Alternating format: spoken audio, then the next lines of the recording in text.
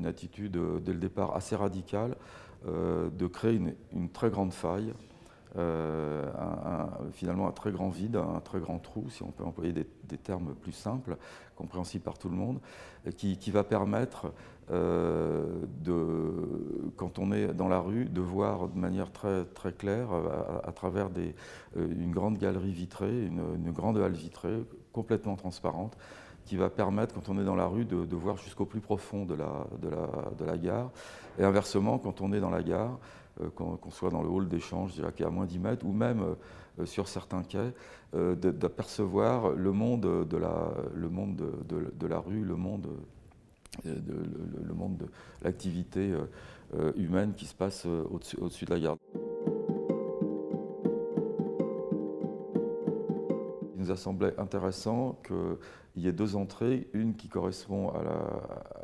l'activité de la Nationale 7, au carrefour sur la Nationale 7, grande artère métropolitaine, et la deuxième qui est plus tournée vers le centre-ville actuel de Villejuif. Donc il n'y a pas une entrée, il y a ces deux entrées qui sont très fortement marquées aux extrémités de la grande halle vitrée, qui, elle, signale de manière très forte dans le quartier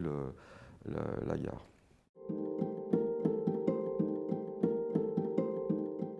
Sur ce pôle multimodal, évidemment, on voit tout l'intérêt d'y installer en superposition des opérations immobilières, des logements, des bureaux, un certain nombre d'équipements qui peuvent être associés à ce pôle multimodal et qui vont donc complètement transformer le quartier à terme. Si ce pôle multimodal, si ces opérations à la fois connexes, en partie au-dessus de la nouvelle gare, mais surtout sur le reste de l'îlot, vont contribuer à complètement modifier à la fois le quartier, mais aussi une grande partie de ce territoire